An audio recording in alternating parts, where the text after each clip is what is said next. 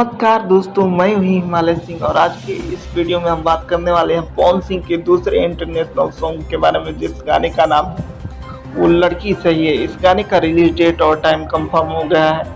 इस गाने में आप लोगों को नजर आएंगे पावर स्टार पवन सिंह, गीत लिखा है आजाद सिंह और म्यूजिक दिया है साजन मिश्रा और आजाद सिंह ने, और इसे प्रोड्यूस किया है अभय सिन्हा जी ने।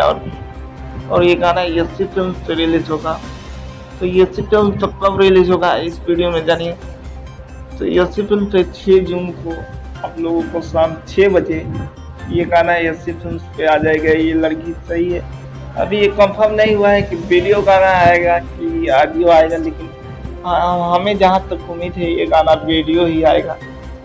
तो आप लोगों को ये न्यूज़ कैसा लगा नीचे कमेंट करके बताएं, और पवन सिंह के दूसरे इंटरनेशनल सॉन्ग का कितना इंतजार है वो भी कमेंट करके बताएं, और इस गाने का नाम कैसा लगा वो भी कमेंट करके बताएं। और पवन सिंह के फैन है ना भैया, तो वीडियो को लाइक और शेयर करना ना भूलें। मिलते हैं अगले वीडियो में, तब तक के लिए जय हिंद जय भोज।